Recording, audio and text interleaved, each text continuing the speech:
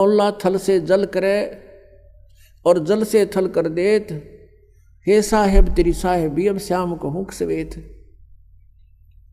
परमात्मा सब कुछ कर सकते हैं। जब तक आपके मन में ये खरपतवार भरा पड़ा है, खुरापात भरे हैं, ऐसा नहीं हो सकता वैसा नहीं हो सकता, तो आप इस अध्यात्म ज्ञान को नहीं समझ सकते, फिर आपका प्रयत्न व्यर्थ होगा। पुण्यात्माओं, श्रद्धालु की श्रद्धा ब्लाइंड होती है, वो ब्लाइंड फेथ करता है और ऐसे ही करना चाहिए। लेकिन उस श्रद्धालुओं की श्रद्धा का, उस स्वभाव का जो एक श्रद्धालु के अंदर होता है, वो ब्लाइंड फेथ करता है अपने गुरुओं पर, ऋषियों पर, जो वो बताते हैं, टीचर्स पर, जो टीचर होते हैं, आध्यात्मिक टीचर। और उन्होंने, श्रद्धालुओं ने इन अज्ञानियों को महर्षि, मंडलेश्वर और परम धड़ी मान लिया, सतगुरु समझकर उन पर विश्वास कर लिया, उन्हें जो वचन कहे धार लिए, सिरोधार्य कर लिए। वो दुरुपयोग किया उन्होंने, अभी तक मूर्ख बना रहे हैं, उनको खुद ज्ञान नहीं, श्रद्धालु उनके पीछे लगे हुए। अब आप जी को ये ज्ञान ग्रहण करने के लिए फिर से आपने उसी स्थिति पाना पड़ेगा, क्योंकि काल ये चाहता है कि ये भगवान से दूर हो, किसी तरह हो। जैसे पूरा चीन नास्तिक बनवा दिया और रूस नास्तिक हो गया, क्योंकि जैसे महात्मा बुद्ध थे, ये पुण्यकर्मी प्राणी था, स्वर्ग से सीधा आया था, राजा का लड़का था। जो व्यक्ति स्वर्ग से आया है तो यहाँ के सुख उसको कुछ नहीं लगते, उसका मन नहीं लगा, पिछले संस्कारों ने अंगड़ाई ली, वो घर त्याग कर चला गया, मनमुखी साधना शुरू कर दी, हठ योग किया, मरने को हो गया। गया के अंदर एक माई ने उसका मुंह का दूध चावल लगाए, जब वो धीरे धीरे होश में आया, कुछ फिर आहार करने लगा, तब उसने कहा था, starvation could not lead to salvation, भूखा मरण तक भगवान नहीं मिल सकता। फिर उसके पिछले संस्कार थे कुछ, उसके कारण उसके वचन में शक्ति थी, लाखों लोग अनुयायी हो गए, लेकिन वे ऑफ वर्शिप ठीक नहीं थी। जैसे पूरा चीन महात्मा बुद्ध के विचारों से प्रभावित होकर उसके साथ धार्मिकता से लगे थे, ना कि राजनीति से। अब आगे चल के महात्मा बुद्ध के द्वारा बताए गए साधनों से, वे ऑफ वर्शिप से, पूजा की विधि से कोई लाभ हुआ नहीं, वो नास्तिक होने थे, क्यों, भगवान है ही नहीं फिर। तो ये यही चाहता है कि जैसे ही ये लाखों करोड़ों व्यक्ति नकली गुरुओं के पास पहुंच गए, अच्छी आत्माएं श्रद्धा से बैठे हैं और सोचते हैं मोक्ष होगा, अब उनको इस ज्ञान का पता चलेगा, परमात्मा के सच्चे ज्ञान का, तो वहां से भागेंगे वह। ऐसा कोई पागल नहीं आज के दिन, ऐसा बावला नहीं है कि उन मूर्खों के फिर भी चिपका रहेगा, और फिर भी चिपका रहेगा तो है उल्लू पड़ा रहेगा वहां पर। तो यहाँ जब आएंगे वो व्यक्ति, इन क्योंकि वो ज्ञान तक ज्ञान सुन रखा उन्होंने, और वो 20-20 वर्ष से ठोक रखा अंदर, अब वो धीरे धीरे जब ये ज्ञान यहाँ से शुरू होगा तो वो उनके मन में वो खुरापात विद्यमान होंगे जो पहले अज्ञान सुन रखा। वहाँ तो वो ब्लाइंड फेथ कर रहे थे, अब यहाँ ब्लाइंड फेथ हो नहीं सकता, क्योंकि वो दूध के जले हुए हैं। अब छाछ को भी फूकेंगे तो उनको टाइम लगेगा सेट होने में। इतनी और उनका दुर्भाग्य है कि वहाँ से लोगों के फंस गए जिनका ज्ञान भर दिया आपके अंदर।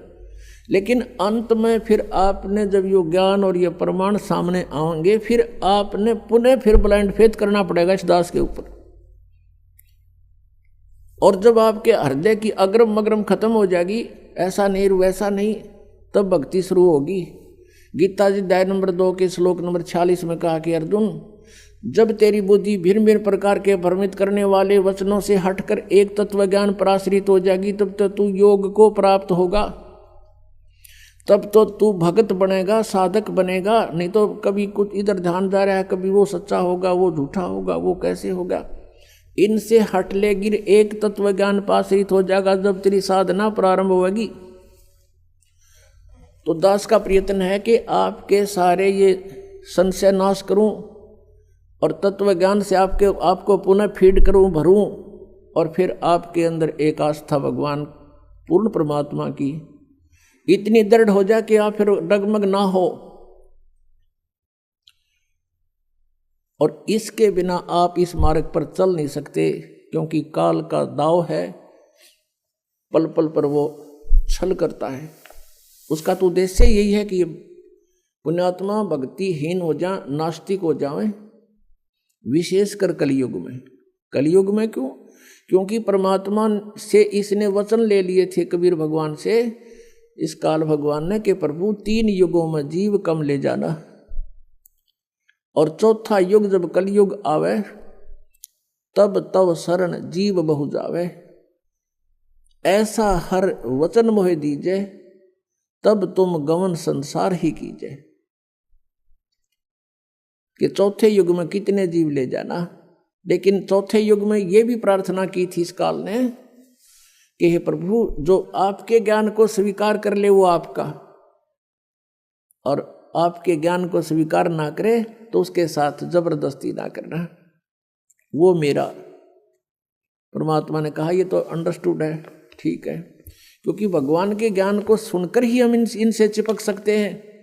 नहीं तो काल का जो जाल है उसमें साधना भी कर रहे हैं, सारी बकवाद भी कर रहे हैं, तो ठीक है, वो भक्ति है नहीं वहां पर। कहते हैं साध सोए जो सीधा चाले। भगत वही होता है, साध माने साधक, जो सब बुराइयों से बच गए और यहाँ की सतिथि से परिचित होकर के सही सीधा चले, मर्यादा में रहे, बुराइयों से बच कर चले। संसार के जो चोज हैं, इन चोचलों से बच्चे, नाचना गाना फंड करना डीजे बजाना, ये कोई एक भक्तों के लक्षण है। फिर उनको डर नहीं भगवान का। तो ये काल चाहता है कि ये भक्ति ना करें, नास्तिक हो जा, और ये नाचना गाना डीजे बजाना, ब्याह के ऊपर इतना खड़दू उतार दे। 2 बच्चों का संस्कार जोड़ना, 4 आदमी बैठ के ये कहना भी हम अपनी पुत्री का विवाह आपके पुत्र से करते हैं, ब्याह हो गया, इसका आगे कितना फंड कर लो बता। शादी बच्चों की वचन से हो गया, वचन से पराये होते हैं, वचन से सारी सृष्टि रची हुई है, वचन के ऊपर रहे आदमी खरा तो उसको हर तरह से सुविधाएं प्राप्त होती हैं। और फिर नाचना और गाना और फलाना करना, इतने दान दे दिए, वो तो अपने सिर पर बाहर रखना है, गधा बनना उसका। किसी के पैसे पास था रख के कभी सुखी नहीं हो सकता प्राणी। तो जब तक हमें ज्ञान नहीं है तो हम ये विष खा ही रहे थे। अब पता लग जाएगा कि ये तो बहुत भयंकर काम है। कहते हैं तुमने उस दरगाह का मैल नहीं देखा और धर्मराज के तिल तिल का लेखा। कौन बिराने बाहर न डोवे। फिर जैसे कल आपको कथा सुनाई थी, एक साधु संत बन रहा था, नकली भगत ने उसको प्रार्थना किया भक्ति कर लो हमें सेवा मिल जाएगी संत की। वो उसके चौबारे में रहने लग गया। भगत सेवा करता, वो खा कर सो जाता, कुआड़ बंद करके महात्मा साधना करता है। फिर वो मृत्यु के उपरांत उसके ही घर पर बैल बना और बैलगाड़ी में जोड़ कर उसके खाए हुए के पूरे कर रहा था। जब परमात्मा गरीबदास जी को उस पर दया आ गई नकली पे, तब उसको बताया भाई तूने भक्ति करी नहीं और इसका अन्न खाया, ये पूरा करना पड़ेगा तुझे। लठ खा के कर ले तो राजी खुशी कर ले, पूरा करना पड़ेगा। फिर वो चल पड़ा अपना सीधा होके। तो कहते तुमने उस दरगाह का मैल नहीं देखा, धर्मराज के तिल तिल का लेखा। तो आप किसी से दहेज लेते हो, वो आपका ऊपर भार बन गया और उसका फिर पूरा आपने देना पड़ेगा। किसी का बैल बनोगे, किसी की भैंस बनोगे, किसी का खच्चर बनोगे, वो पूरा करना पड़ेगा। फिर क्यों सिर में दर्द करे। जैसे किरका जहर का रंग होरी हो, कहो कौन तिस खावे राम रंग होरी हो। जैसे विष का कोई कण पड़ा हो किता है और आपको पता है यू कण है और विष का है, हाथ भी ना लाओ, एक किसी और वस्तु से पकड़ के किरा कित फेंक काओगे। तो ऐसे जो आप ये क्रियाएं कर रहे हो, रिश्वत ले रहे हो या किसी से दहेज ले रहे हो या किसी की हेराफेरी कर रहे हो हैं या कोई ब्याज ले रहे हो, कहते हैं ये जहर खा रहे हो आप। तो गिलास के गिलास पी रहे हो और एक किरका भी जहर का खाना नहीं गवारा होगा। तो कहने का भाव ये है कि हम अज्ञानता के वश ये नालायकी कर रहे हैं और जब पता लग जाएगा इतनी भयंकर मार पड़ेगी इसकी, तो जैसे किरका जहर का रंग होरी हो, कहो कौन तिस खावे राम रंग होरी हो। कहते कौन खाओ फिर जहर ने, पता लग गया था। तो बिना ज्ञान के दुख पा रहे हम यहाँ पर, और भगवान देगा जो पूरा पट्टेगा किसी के दूसरे के धन से चोरी से। आज तक कोई सेठ नहीं हुआ। अब जो प्रसंग चल रहा है हम वहीं आते हैं कि जो साधनाएं शास्त्र विधि त्याग के मनमाना आचरण करते हैं उनको कोई उपलब्धि आध्यात्मिक मार्ग की नहीं होती। परमात्मा कहते हैं डंब करें डूंगर चढ़ें। डूंगर कहते हैं ऊंची सी पहाड़ी पाल टीले पर जहां से दूर से दिखाई दे। डंब करें डूंगर चढ़ें अंतर झीनी झूल, और जग जाने ये बंदगी करें ये बो है सूल बबूल। आम जनता तेनों सोचा बड़ा साधक साधना कर रहा है, देखो सुबह से लेकर शाम तक अपना तप करता है। तो परमात्मा अपने उस आध्यात्मिक मार्ग में बताते हैं कि जनता जाने ये भक्ति करे यो बो है सूल बबूल। ये तो दम्भ कर रहा है, ऊपर बैठ कर ढोंग कर रहा है, दिखा रहा है आपको। परमात्मा के पाने की भक्ति जो है बहुत सिंपल है, और उसके लिए परमात्मा ने स्वयं आना पड़ा। इस यथार्थ ज्ञान को देने के लिए जैसे कल रात का सारा ही सत्संग इस उद्देश्य पर था कि परमात्मा कैसा है, वो परमात्मा क्या करता है। तो उस परमात्मा के विषय में आपने पवित्र वेदों में, पवित्र बाइबल में, पवित्र कुरान शरीफ में ये देखा कि वो भगवान मनुष्य सदृश्य है, मनुष्य जैसा है, लेकिन उसके शरीर का तेज बहुत अधिक है, और वो ऊपर रहता सतलोक में तख्त पर विराजमान है, और वहाँ से गति करके सतलोक से धूलोक से उस तीसरे मुक्ति धाम से गति करके वहाँ से प्रस्थान करके चल के आता है। और यहाँ वो अच्छी आत्माओं को मिलता है, और अच्छी आत्माओं को मिलकर वो अपना तत्व ज्ञान आप ही बताता है। परमात्मा ने, परमेश्वर कबीर देव ने जो लीला की वो 600 वर्ष पहले की थी, वो उनके जीवनी के अंदर भगवान की लीलाओं में लिपिबद्ध है, वो लिखी हुई है। और आज वेद हमने देखे, इससे पहले वेदों को कोई समझ नहीं सका। उन वेदों में यही लिखा कि वो परमात्मा 3 स्थिति के शरीर से 3 प्रकार की अपनी वेशभूषा से, शरीर की वेशभूषा, ये शरीर भी हमारा एक वेशभूषा है अपने, और नीचे ओरिजिनल शरीर अलग होता है हमारा सभी का, उसके ऊपर तो 3 प्रकार के शरीरों धारण करता है, और उनसे हम सबका धारण पोषण यानी सबकी संभाल करता है। एक रूप में मनुष्य दृश्य शरीर है परमात्मा का, सतलोक में और ऊपर के लोकों में अलग अलग रूपों में विराजमान है। तो सतलोक के अंदर परमात्मा के एक रोमकूप की शोभा करोड़ सूर्य मिला दे, करोड़ चंद्रमा, तो अभी परमात्मा का प्रकाश उनसे अधिक है एक रोमकूप का। इतना तेजों में शरीर है, लेकिन गर्मी नहीं है। और फिर वो परमात्मा दूसरी स्थिति में जब आता है, वो प्रत्येक युग में एक लीला करता है। नवजात शिशु का रूप धारण करके प्रकट होता है, और बाहर जंगल में, नगरी से बाहर वन में एक तालाब के ऊपर, जहाँ किसी दरिया से कोई लहरों के माध्यम से ऐसा कोई जल भरा हो, उस सरोवर के अंदर प्रकट होता है कमल के फूल पर। और ये सब कार्य परमात्मा अपना निर्धारित उद्देश्य लेकर आता, उसे आधार से करता है। फिर उसको कोई अच्छी आत्माएं उठा कर ले जाती हैं जो पिछले संस्कारी होते, ऐसा वेदों में लिखा है। आपको दिखाएंगे, धीरे धीरे सारा परिचय कराएंगे। और उसको फिर वो धीरे धीरे जो बड़ा होने लगता है, छोटी ही आयु में परमात्मा अपना जो उद्देश्य लेकर आता है, वो तत्व ज्ञान को प्रचार करना शुरू कर देता है।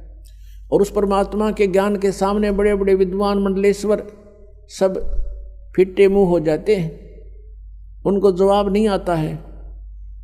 तो इस प्रकार परमात्मा दूसरी प्रकार की जो शरीर से लीला करता है वो शिशु रूप धारण करके आता है और ऐसे ही जनसाधारण की तरह कार्य करता है, अपना निर्वाह अपने हाथों से करता है और वो पूर्ण परमात्मा भी होता है और एक भक्त के भी लक्षण उसी में पूरे होते हैं और एक तत्वदर्शी संत भी कंप्लीट इन ऑल रेस्पेक्ट वही होता है और एक अच्छे नागरिक का रोल भी वही करके दिखाता है। हमारे को एक एग्जाम्पल कोड करते हैं भगवान कि इस लोक में आप जी ने परमात्मा पाने के लिए ही प्रयत्न करना है। यहाँ की अन्य वस्तुओं की तुम इच्छा करते हो तो अभी आप बालक हो, खिलौने मांग रहे हो और ये खिलौने टूट जाते हैं फिर रोते हो। तुमने क्या चीज मांगनी चाहिए यहां से? साईं इतना दीजियो जा मैं कुटुंब समावे, हम भी भूखे ना रहे अतिथि न भूखो जावे। कि हे परमात्मा इतना दीजिए जिसमें कुटुंब समावे, यानी रिक्वायरमेंट ऑफ फैमिली, परिवार की आवश्यकताएं फुलफिल हों, इतना दीजिए दाता। और हम भी भूखे ना सोएं और कोई अतिथि आ जावे वो भी भूखा ना रहे, इसे अधिक नहीं चाहिए। परमात्मा कहते हैं घर तो 3.5 हाथ और गना तो 4.25, कह कबीर अधिका गहे ताको नहीं विचार। अपने 3.5 हाथ का ये शरीर होता है, प्रत्येक व्यक्ति का अपने 3.5 हाथ यानी इस कोनी से लेकर और यहाँ तक का ये हाथ कहलाता है इतना, और इसको आप 3.5 नाप के किसी रस्सी से अपने नाप के देखना पूरा पाओगा। तो कहते हैं करता है 3.5 हाथ, यानी आप उसमें आराम से लेट जाओ पूरा पूरा हो जाए। और गणा तो 4.25 यानी और गणा कर 1 फुट फालतू कर ले, और इससे ज़्यादा की डिमांड है तो व्यर्थ की बकवाद है वो। अब इससे आप समझ लेना, कहने का भाव इन्होंने है कि तड़के अपने घरान फोड़ कर एक इतना बना बैठ जाओ। कहने का भाव ये है परमात्मा का कि 1 चारपाई पर सोना है और वो 3 बाई 6 फुट में आ लेगी। एक कमरे में आपका काम चल सके खूब, गना कर 2 बना लो, इससे अधिक कोशिश ना करना। वो परमात्मा दे तो अच्छी बात है, 2 बन जा 3 बन जा बस, इससे ज़्यादा का प्रयत्न ना करना। यानी जिसके पूर्व जन्म के संस्कार हैं वो अलग बात है, कोठी भी बन रही है बनी अच्छी बात है, लेकिन भक्ति उद्देश्य मूल रखे। और जिनके पास पूर्व जन्म की कोई ऐसी पुण्य नहीं है और वो झोंपड़ी में भी रह रहे हैं, तो परमात्मा कहते हैं भक्ति ही करनी है। उस 4 कमरे वाली कोठी में भी भक्ति करेगा तो उसका उद्धार है, नहीं तो वह कोठी साथ नहीं दे, ना वह चाल साथ। और एक झोपड़ी में प्राणी रह रहा है और वो भी भक्ति कर रहा है, तो दोनों को एक सी उपलब्धि है। और झोपड़ी वाला इससे चक्कर में रहा मैं भी कोठी बनाऊं मैं यूं कर लूं, तो ये व्यर्थ प्रयत्न है। इनसे अपना मन हटाना। अब प्रसंग चल रहा है कि परमात्मा, जैसे कल सत्संग के अंदर आपने सुना था कि वो परमात्मा सतलोक से चलकर आता है, वो 3 सतिथि में उसका शरीर है। तो दूसरी सतिथि में वो हमारी कैसे देखभाल करते हैं, कैसे धारण पोषण करते हैं। वो एक बालक रूप में प्रकट होते हैं, धीरे धीरे बड़े होते हैं, फिर एक अच्छे नागरिक की तरह एक जीवन जी कर दिखाते हैं। परमात्मा कबीर जी जुलाहे का कार्य करते थे, दानक का कपड़ा बुनते थे, लोगों का सूत आता था, उस सूत को से कपड़ा बनाकर उससे जो मेहनताना प्राप्त होता था उसको ग्रहण करते थे। और उससे भी कोई बच जाता था, घर में भोजन से पैसा बच जाता था, उसको फिर भंडारे पर धर्म पुण्य पर लगा दिया करते थे। परमात्मा के घर में 2 उनके पुत्र पुत्री मुंह बोल रहे थे, 2 बच्चे मुर्दे जीवित किए थे किसी सर्कमस्टांस में, किसी के जो है हठ योग को सेट करने के लिए, परमात्मा की महिमा को प्रकट करने के लिए। एक बालिका थी 13 वर्ष की एक शेख तकी नाम के पीर की कब्र में दबा रखी थी। उस पीर ने बहुत ज़्यादा परमात्मा के साथ दुर्व्यवहार शुरू कर दिया था। राजा सिकंदर लोधी कबीर परमेश्वर जी से बहुत प्रभावित हो गए थे, क्योंकि उनको जलन का रोग था, जो कबीर परमेश्वर जी की कृपा से वो स्वस्थ हो गया था और कोई भी ट्रीटमेंट उसका काम करना बंद कर गया था। वो तो मृत्यु के दिन गिने था। सिकंदर लोधी दिल्ली का बादशाह कबीर परमेश्वर के आशीर्वाद से वो स्वस्थ हो गया था। उसके बाद वो बहुत आदर करता था कबीर परमेश्वर का। इस कारण से वो उनका धार्मिक गुरु शेख तकी कबीर जी से ईर्ष्या करने लगा, उनको नीचा दिखाने की प्रयत्न में रहने लगा, उसकी टाह में रहने लगा कि किस प्रकार इसको नीचा दिखाऊं और राजा का इससे मन हटे, इसकी आस्था कम हो। इस उद्देश्य से उसने कहा था कि मैं कबीर को जब जानूं ये कोई शक्ति युक्त है, मेरी बेटी ने जीवित करके दिखा दे जो कब्र में दबा रखी है। हजारों व्यक्ति इकट्ठे हो गए, दिन रख दिया। तीसरा दिन कब्र फुड़वा दी और कबीर परमेश्वर ने वह बेटी जीवित कर दी। उस लड़की को अपने पूर्व जन्मों की चेतना आ गई कि मैं परमात्मा को छोड़कर बीच में चली गई थी, जिस कारण से मुझे बहुत दुख उठाने पड़े। वो अपने शरीर के पिता को छोड़कर अपने परम पिता के साथ कबीर जी के साथ चली गई कि मैं तुम्हारे साथ नहीं रहूंगी, तेरा मेरा हिसाब हो लिया था शेख तकी, मैं मर चुकी थी, तेरा मेरा संस्कार शेष नहीं है। तो वो लड़की 12-13 वर्ष की थी, वो परमात्मा ने अपनी बेटी की तरह रखी। ऐसे एक लड़का था, उसको अंतिम संस्कार करके जल में प्रवाह कर दिया गया था। उसी शेख तकी ने राजा सिकंदर लोधी के नाक में दम कर दिया कि मुझे कोई ऐसा मुर्दा जीवित करके दिखा दे तो मानूं कबीर को, नहीं तो मैं मुसलमानों को भड़का दूंगा, तेरे राज का नाश करवा दूंगा। तब इस शर्त पे परमात्मा ने उस मुर्दे लड़के को जीवित किया था। वो भी 10-12 वर्ष का लड़का था। उसके बाद वो लड़का भी परमात्मा के साथ पुत्र रूप में रहता था। तो इस प्रकार एक पुत्री एक पुत्र थे जो अपने वचन से जीवित किए हुए बालक थे, और मुंह बोले माता पिता थे, उनके अपने माता पिता नहीं थे, वो तो सहशरीर आए थे, सहशरीर चले गए थे। नीरू नीमा नाम के निसंतान दंपति थे, उनको परमात्मा कमल के फूल पर जल में लहर तारा तालाब पर प्राप्त हुए थे। तो ऐसे कुल मिला के परमात्मा का 5 सदस्यों का परिवार था। हाथ से कपड़ा बुनते थे, माता पिता वृद्ध हो गए थे, और उस कपड़े से जो भी पैसा मिलता था मेहनताना उससे अपना गुजारा करते थे, और फिर भी पैसा बच जाता था उसका भंडारा करते थे। तो ये लीला करके दिखाई भगवान ने कि तुम जैसे मैं कर रहा हूं ऐसे रहना इस संसार में, और यदि तुम परमात्मा पर विश्वास रखोगे, परमात्मा पे आपका दृढ़ विश्वास होगा, तो आपके ऊपर आने वाले सभी संकट दूर होंगे। इसलिए मालिक ने ये बताई थी कि ये साधना ऐसे बनती है। यजुर्वेद अध्याय नंबर 40 के मंत्र 15 में कहा है कि वायु अनिलम अथ इदम अमृतम भस्मांतम शरीरम ओम कर्तु समर किलवे समर कर्तुम समर। ओम नाम का जाप काम करते करते स्मरण करो, विशेष कसक के साथ स्मरण करो, मनुष्य जीवन का मुख्य कर्तव्य जानकर ओम नाम का जाप करो। ये ब्रह्म का साधन, ब्रह्म की भक्ति है। और गीता जी अध्याय नंबर 17 के श्लोक 23 में कहा कि ब्रह्म ने सच्चिदानंद घन ब्रह्म की साधना का ओम तत्सत इति निर्देश है ब्रह्म ने तिर्विद समर्थ है। उस परमात्मा सच्चिदानंद घन ब्रह्म परम अक्षर ब्रह्म की साधना के 3 मंत्र का जाप है, ओम तत् और सत।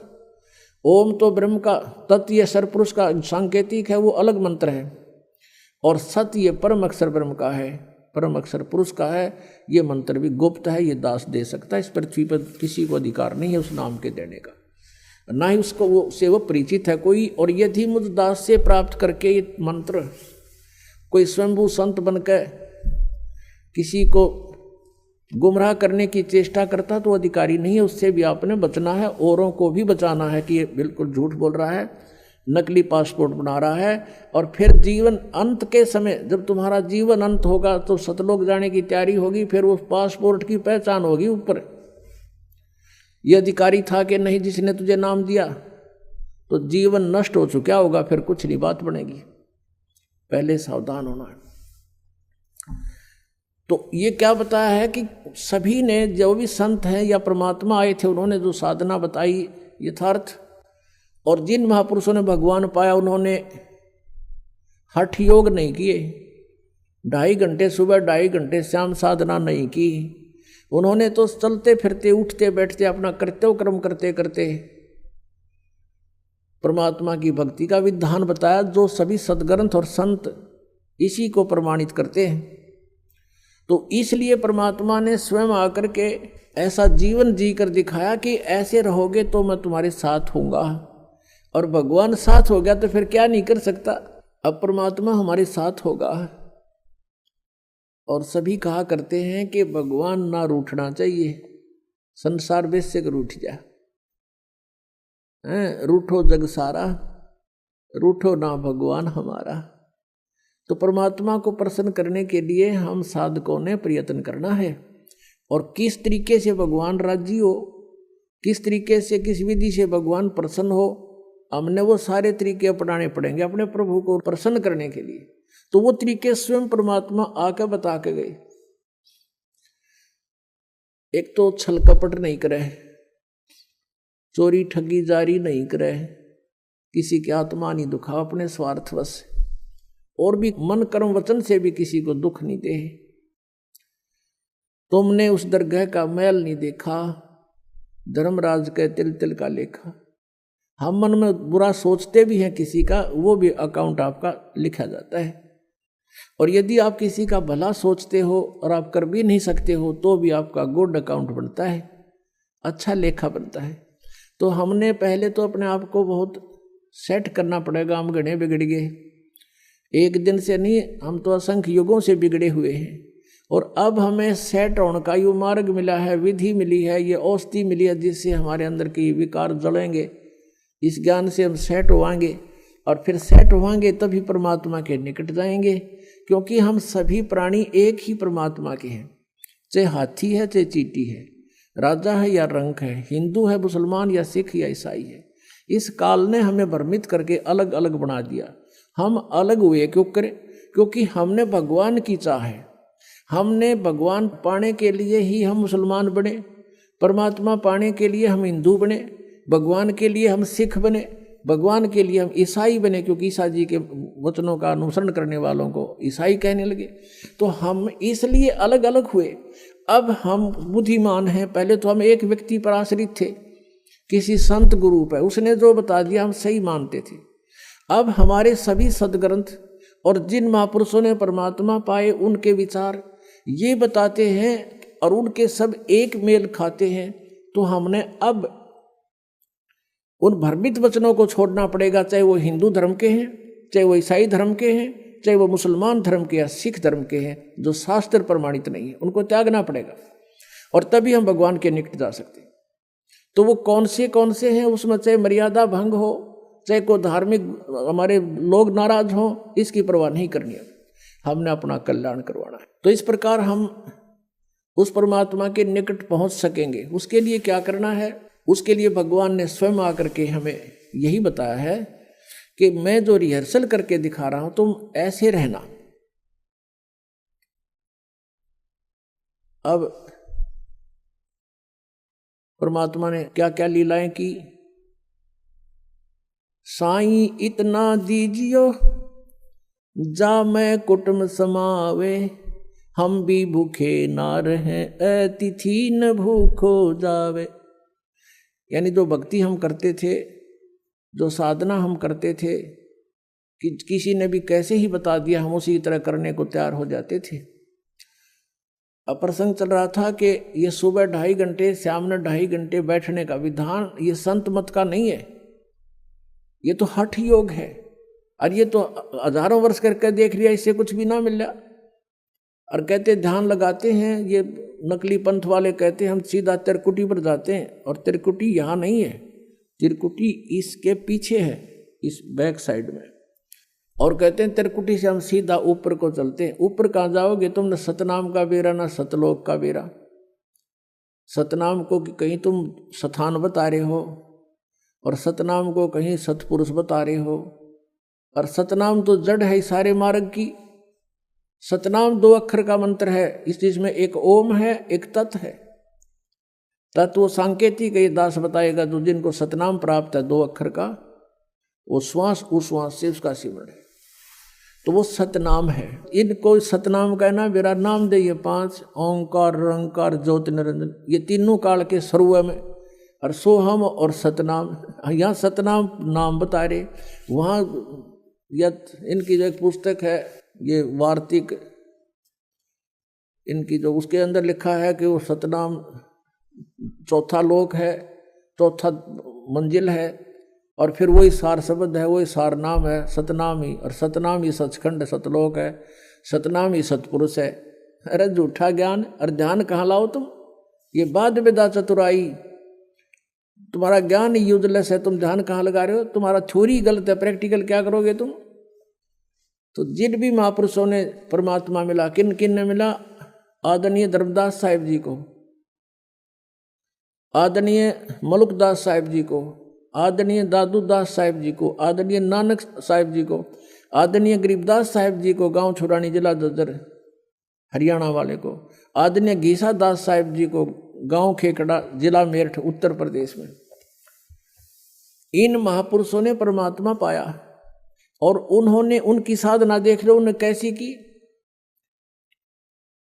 जैसे गरीबदास जी किसान थे, खेती करते थे और भक्ति भी करते थे, और परमात्मा स्वयं आए थे, जुलाहे का कार्य भी करते थे। वो कभी हठ योग उनके जीवन में आप दिखा दो इतिहास में या उनकी वाणी में कहीं भी किया या लिखा हो।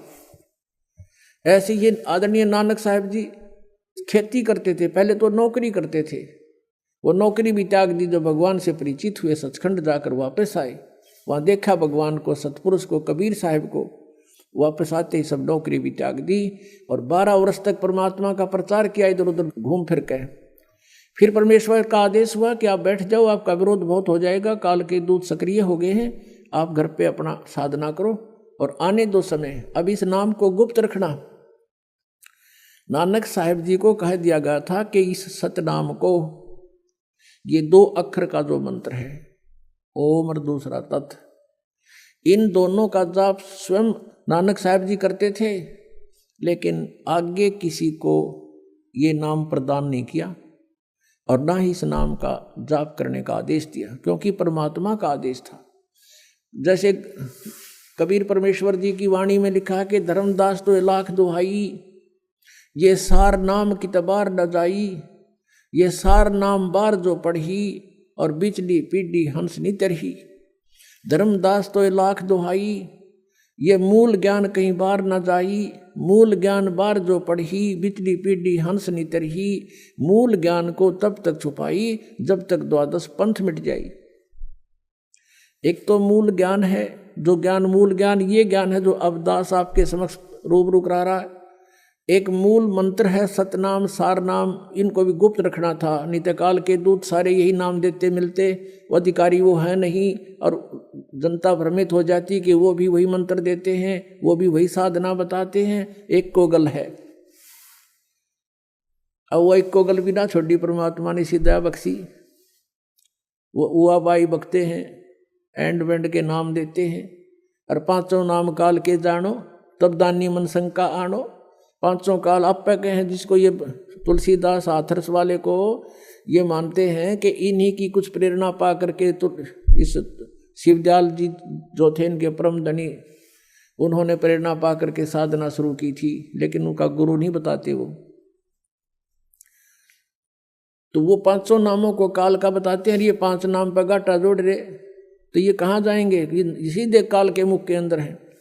तो पुण्यात्माओं, दास के इस प्रयत्न को निंदा या किसी का वो नहीं समझना, एक परोपकार समझना। कई भक्त कहते हैं आपके गुरुजी जो है निंदा करते हैं दूसरों की, नहीं। जैसे एक बार किसी ने 500 के नोट नकली छाप लिए और वो ठग रहा था जनता को। सरकार को पता चला, ओरिजिनल और डुप्लीकेट दोनों साथ साथ दिखाए थे कि ये ओरिजिनल है, इसमें ये लक्षण है, ये डुप्लीकेट है। अगर ऐसा हो तो उसको ग्रहण ना करना, वो नकली है। तो कोई ये कहे कि निंदा कर रहे हैं क्यों किसी के नोट को बेकार बता रहे हैं, तो वो निंदा नहीं थी, महापरोपकार का कार्य था सरकार का, लाखों लोग बच गए ठगने से। तो दास का वही प्रयत्न समझ लेना, ये किसी की निंदा नहीं है, ये महापरोपकार का कार्य कर रहा है। अंत में देखना इसका कितना अच्छा रिजल्ट आएगा। रोया करेंगे वो प्राणी जो ऐसे नकली लोगों के अपना जीवन व्यर्थ कर रहे थे, रोया करेंगे उनको और धिक्कारा करेंगे उन नकलियों को, तुमने अपना जीवन खोया, हमारा भी खो दिया। अब प्रसंग चल रहा है कि शास्त्र विधि को त्याग कर जो मनमाना आचरण करते रहे उनको कोई लाभ नहीं हुआ। अब किसी भी संत को देख लीजिए, फिर 12 वर्ष तो नानक साहब जी ने इधर उधर जा करके प्रचार किया प्रभु का तत्व ज्ञान का। फिर 16 वर्ष तक अपने घर पर रहकर खेती की, जैसा भी वो कर सकते थे उसमें, और अपनी भक्ति भी की। कोई उनके पास आ जाता था, उनको तत्व ज्ञान समझाते थे, लेकिन सतनाम नहीं दिया किसी को। अपने आत्माओं कई कारण होते हैं। कई भक्त ये भी सोच बैठेंगे कि भाई नानक साहब जी ने फिर नाम नहीं दिया तो उनके साथ जो अनुयायी बने हैं, सिख समाज बना है, तो उनका तो जीवन व्यर्थ हो गया। उनका जीवन व्यर्थ नहीं हुआ। कारण क्या था? जैसे उन्होंने एक ऐसी विधि बता दी, पुण्यात्माओं, हम कोई एक दिन के जन्मे नहीं हैं, हम कोई एक जन्म में ही,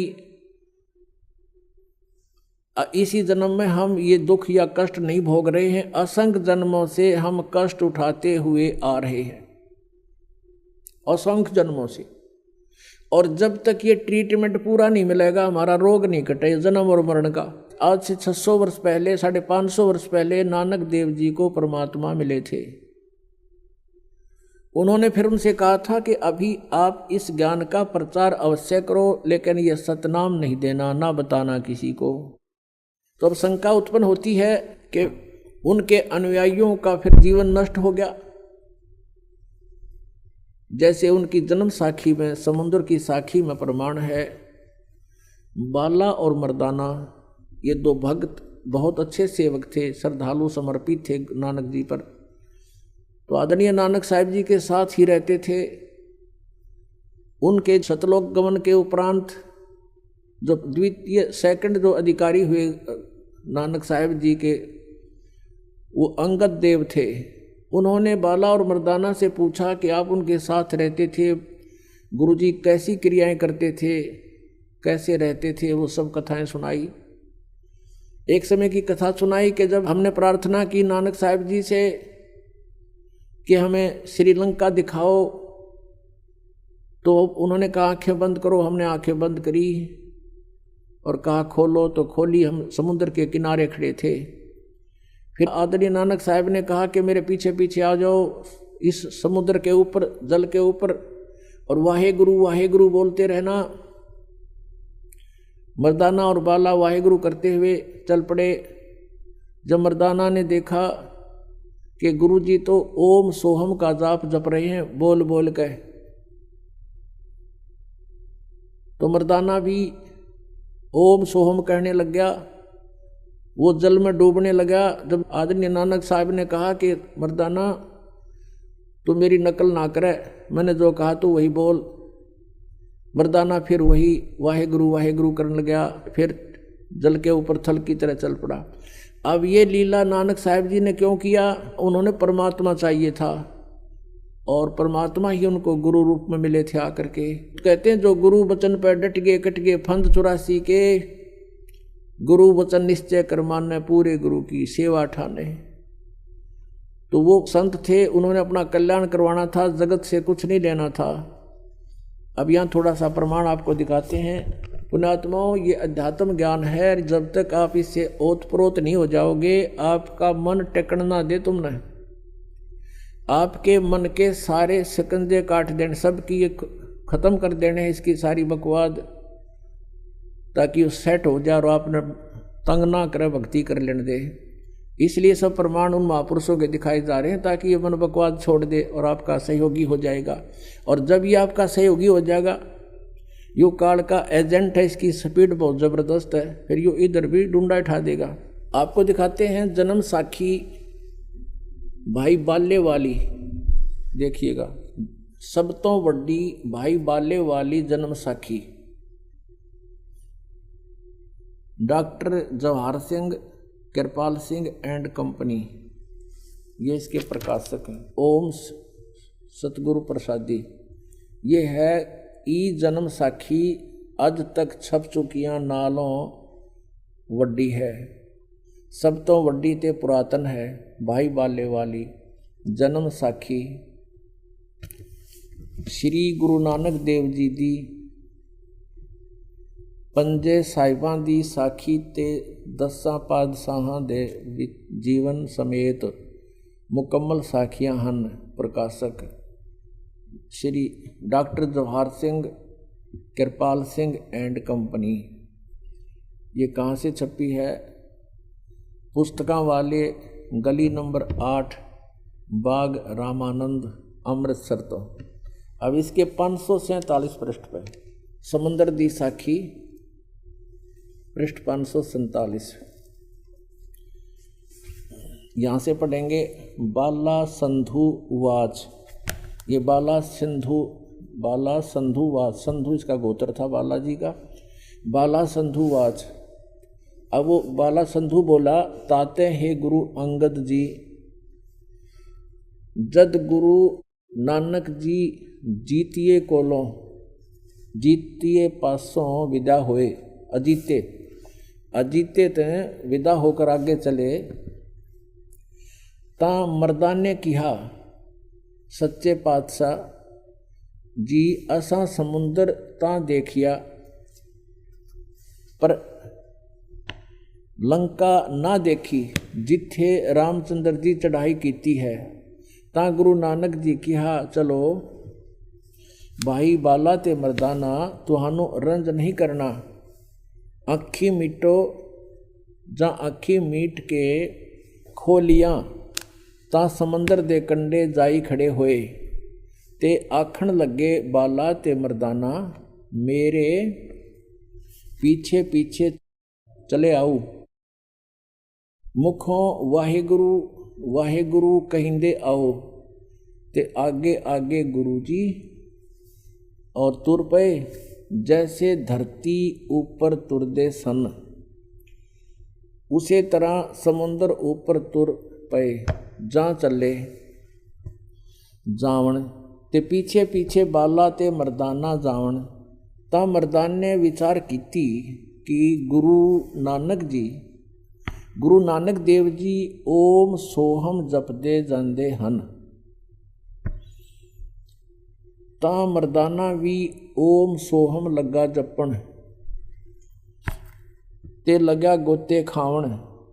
जा गुरु नानक जी देखन ता मर्दाना गोते खांदा है। ता गुरु जी कहा मर्दाना गुरु जी दी करनी वल नहीं देखना, गुरु दे बचना पर चलना चाहिए। तू मर्दाना ओहे आख जे असा आखिया है। ता मर्दाना फिर लग्या वाहेगुरु वाहेगुरु कहन।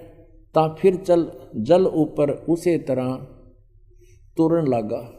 ये हो सकता आपका पंजाबी ना समझ में आई और नहीं पढ़ सकते हो तो एक हिंदी और दिखाते हैं, इन्हीं के दौरान अनुवादित है, देखिएगा। क्योंकि दास का उद्देश्य है कि संशय का नाश करूं कति। यह भाई बाले वाली श्री गुरु नानक देव जी की जन्म साखी। भाई चतर सिंह जीवन सिंह अमृतसर से ये प्रकाशित है, ये इसके प्रकाशक है। इसके 559 पृष्ठ पर लिखा है, ये वही है। पंजे साहिब और 10 पातशाह दा जीवन संपूर्ण साखियां सहित दर्ज है। प्रकाशक चतर सिंह जीवन सिंह अमृतसर से। इसके केवल प्रकाशक और अनुवादक बदले हैं, बाकी वो मैटर जो का त्यों है। ये है 559 पृष्ठ और समुंदर दी साखी। एक दिन मर्दाने ने कहा, हे महाराज मेरा मन चाहता है कि समुद्र में जो लंका है वहाँ का भ्रमण किया जाए। गुरुजी ने कहा, अच्छा आप लोग अपने नेत्र बंद करो। जब मैं और मर्दाना ने नेत्र बंद करके क्षण पीछे खोले, तब हम लोग गुरुजी के साथ महान समुद्र तट पर खड़े थे। अब गुरुजी ने कहा कि तुम लोग समुद्र के जल पर वाहेगुरु जप करते पैदल ही चले आओ। हे गुरु अंगद देव जी, हम लोग गुरुजी के पीछे पीछे उसी प्रकार जा रहे थे जैसे सूखी पृथ्वी पर चला जाता है। आगे आगे गुरुजी ओम सोहम का जप करते चले जा रहे थे। तब मर्दान ने सोचा कि हम भी ओम सोहम का जप क्यों ना करें। तब मर्दाना भी ओम सोहम की रट लगाने लगा।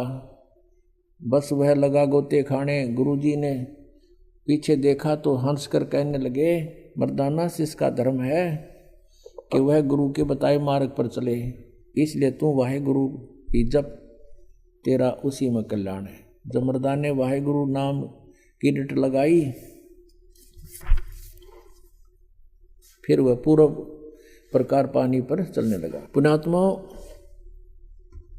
ये आध्यात्मिक मार्ग है, अभी तक छुपा के रखना था, परमात्मा का आदेश था, इसी में हमारा हित था जो महापुरुषों ने परमात्मा की आज्ञा का पालन किया।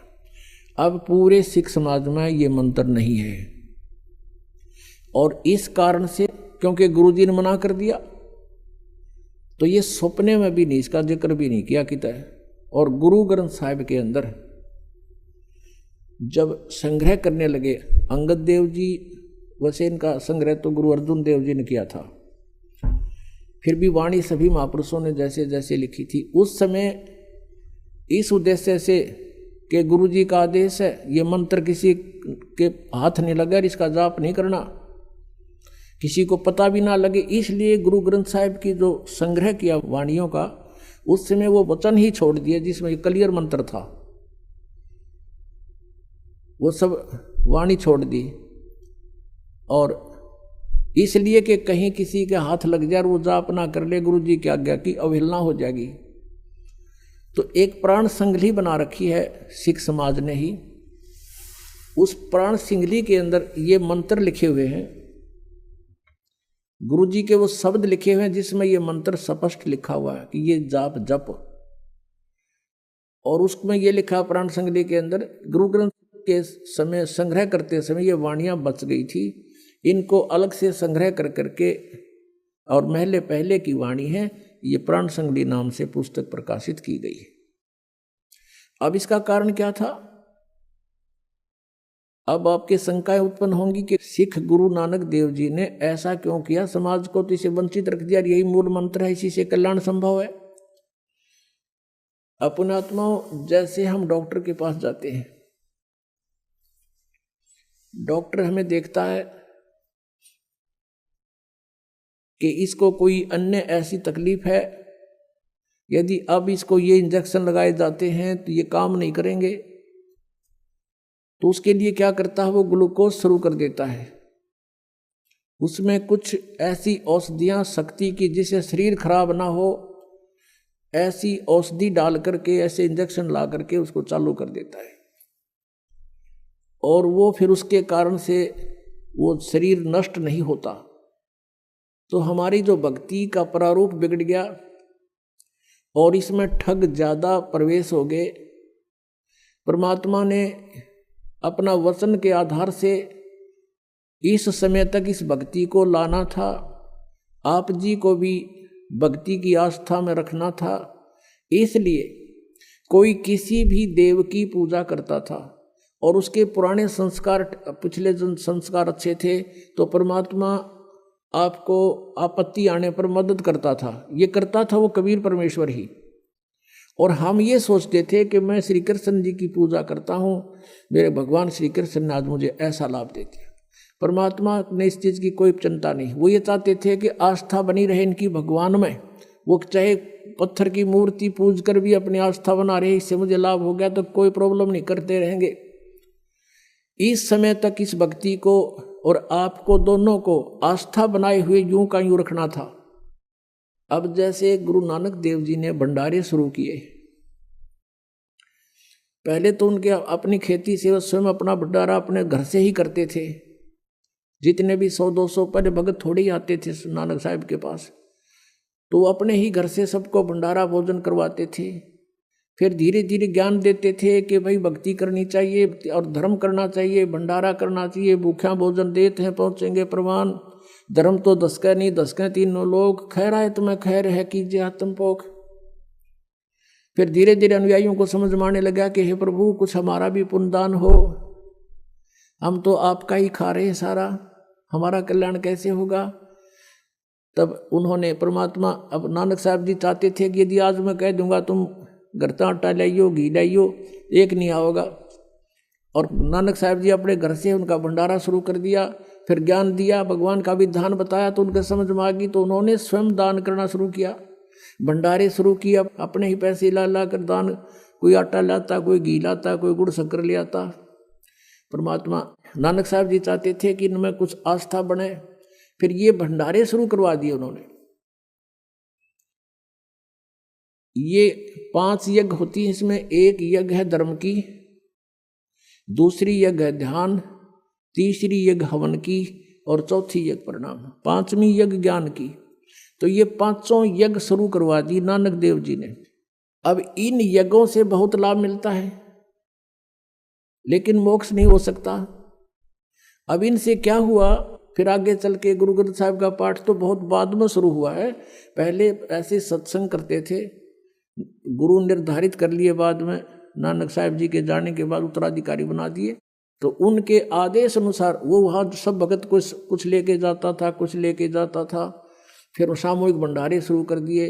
तो इस तरह ये उनको उनका पुण्य होने लगा। परमात्मा की वाणी के सुनने से भी लाभ होता है, यज्ञ होती है, हमें बहुत पुण्य मिलता है। तो इस प्रकार नानक साहब जी ने वो मंत्र तो दिया नहीं, यानी वो इंजेक्शन तो लाए नहीं, लेकिन ग्लूकोज जारी करवा दिया। उस ग्लूकोज के यानी इन यज्ञों से आपको कुछ तो पिछले संस्कार परमात्मा की वाणी से आपको क्या हुआ, मनुष्य जीवन मिलते हुए आगे। और 600 वर्ष पहले परमात्मा आपको बैटरी चार्ज कर गए थे। 600 वर्ष पहले जब आए थे परमात्मा ने ये 5 नाम दिए थे, 5 ओनली, ये सतनाम नहीं दिया उसमें, केवल कुछ एक अधिकारियों को, जैसे आदरणीय नानक साहब जी, आदरणीय गरीबदास साहब जी, आदरणीय दादू साहब जी, आदरणीय गीसादास साहब जी, आदरणीय मुलुखदास साहब जी और आदरणीय धर्मदास साहब जी, इनको तो ये मंत्र पूरे दिए थे इन्होंने सतनाम तक, और तीसरा मंत्र भी इनको दिया था। लेकिन इनको आदेश दे दिया था कि आप किसी को ये अभी रहस्य खोलना नहीं। इन्होंने जो परमात्मा की भक्ति की, तो साधनाएं की, इनको मना कर दिया था कि ये किसी को आगे दान नाम नहीं देना है। तो उससे क्या हुआ कि उस समय इन 5 नाम के जापते हैं, उसमें परमात्मा के 64 राक्षस हो गए थे। उसमें ये 5 नाम कौन से दिए थे, निरंकार ओंकार नहीं है, जो आप जी को अब कंप्लीट मंत्र दिया जाता है 7 मंत्र का, 7 नाम का। इसमें बीच के जो 5 नाम है ये केवल दान करते थे पहले परमात्मा, और इन 5 नामों से हमें बहुत लाभ मिलता है। इनसे मनुष्य जीवन भी प्राप्त हो जाता है, लेकिन मोक्ष नहीं हो सकता, संसारिक सुख भी प्राप्त हो जाते हैं। लेकिन अब जब कंप्लीट आपका कोर्स हो जाएगा, फिर ये मंत्र आपको सहयोग देंगे उस मोक्ष मार्ग में, ये कंप्लीट आपको धीरे धीरे बताएंगे। अब जो उद्देश्य चल रहा है वो बताना चाहते हैं कि गुरु नानक देव जी ने सिख समाज को इस यथार्थ मंत्र से वंचित किस लिए रखा, कि उनको पता था अब ये ना तो मुक्ति प्राप्त कर सकते, क्योंकि 12 वर्ष तक नानक साहब ने संघर्ष किया, सब ने विरोध शुरू कर दिया, पंडित नारे चंगर गए, मुसलमान अलग से विरोधी हो गए। तो परमात्मा ने कहा अभी ना छेड़ो इनको, आप अपनी भक्ति करो, और जो भी तूने देखा है आपने वो एफिडेविट लिख दे। उन्होंने अपनी वाणी लिख दी, सारी वाणी लिख कर वो छोड़ गए। आज उनकी वाणी हमारे लिए एफिडेविट का काम करती है कि कबीर इज गो ढक्का कबीर करीम तू बे ए परवरदिगार, 721 पृष्ठ पे लिखा है गुरु ग्रंथ साहिब के, और 24 पृष्ठ पे लिखा है फाई सूरत मनुख की वेश ए ठगवाड़ा ठगी देश खरा सियाणा बोता भार, ये धानक रूप रहा करतार। तो उस समय अब 5 नाम दिया करते थे, ये जो आपको दिए जाते हैं ये है वो मंत्र। अब वेदों में दिखाऊंगा आपको, परमात्मा ने कहा कि वेद मेरा भेद है, पर मैं ना वेदन के माही, और जौन वेद से मैं मिलूं वो वेद जानते नहीं। वेदों में सांकेतिक नाम है, ऐसे ही 5 नाम भी वो परमात्मा देता है। वो परमात्मा 7 नाम भी देता है। वो परमात्मा 3 नाम का मूल मंत्र भी देता है, और अलग से वो फिर उन 2 मंत्र दे करके वो तीसरे मंत्र का वो तीसरा नाम भी प्रदान करता है। यानी ये वेदों में भी लिखा है, लेकिन वेद परमात्मा की ही महिमा के हैं, लेकिन वो मंत्र कौन से हैं? वो 5वें वेद में थे, वो काल ने नष्ट कर दिए। उसको देने के लिए प्रभु स्वयं आते हैं। अब तो उस समय से सिख समाज के अंदर एक गुरु नियुक्त किया जाता था, और उसके बाद उसके आज्ञा अनुसार भंडारे करते थे बस, और कुछ नहीं। वाणी का पाठ करते थे, वाणी बोलते थे उसमें सत्संग के अंदर, और महापुरुष का अनुवाद करके सुनाते थे, और भंडारे होते थे भक्तों को। तो इस प्रकार फिर आगे चल के 5 नाम भी बंद हो गए थे। 5 नाम तो केवल कबीर परमेश्वर जी के जब 64 लाख शेष हुए थे, उन 64 लाख शेषों को दिया था 5 नाम, और उससे फिर आप जी अभी तक मनुष्य जीवन प्राप्त करते हुए आ रहे हो। कुछ पिछले संस्कार जन्म जन्मांतरों के पुण्यात्मा हैं, उनका भी मनुष्य जीवन और साथ में भक्ति की आस्था आज तक आपकी बनी हुई है। तो जिस कारण से मालिक को पता था कि कलयुग के मध्य में, अब कलयुग का मध्य समझो ये, यानी अब से प्राइम टाइम है ये भक्ति का, और इसी में काल ने निरे एजेंट छोड़ रखे हैं। जहाँ डला उठा के देखे उड़े संत पावे, और सैकड़ों हजारों की संख्या में उसके शेष पावे, और कह का किसी को पता नहीं, सब मूर्ख बना रहे भोली आत्माओं को। तो इस समय तक आप जी को लाना था, भक्ति में आस्था बनाए रखनी थी। और सिख समाज को ये मंत्र इसलिए नहीं दिया कि जैसे ये राधा स्वामी पंथ सबसे पहले कबीर जी की वाणी को आधार मानता है, जो अपने प्रमाण वो दे रहे हैं अपने समर्थन में, और दूसरे नंबर पर गुरु ग्रंथ साहिब को मानता है। और यदि ये मंत्र उनमें होता तो ये मंत्र ये देना शुरू कर देते। अधिकारी ये है नहीं, क्योंकि तो काल के दूत है, इनका गुरु सटार्ट से ही गुरु नहीं है। इनके जो गुरुजी थे शिवदयाल जी, जिनसे ये कहते हैं राधा स्वामी पंथ चला, उसका कोई गुरु नहीं। और यहाँ भगवान ने आकर के खुद भी गुरु बनाए, मर्यादा बनाए रखने के लिए। गुरु नानक देव जी के भी गुरु थे, परमात्मा स्वयं आकर प्रकट हुए उनको, और उन्होंने उस नाम दिया, उनको शेष बनाया।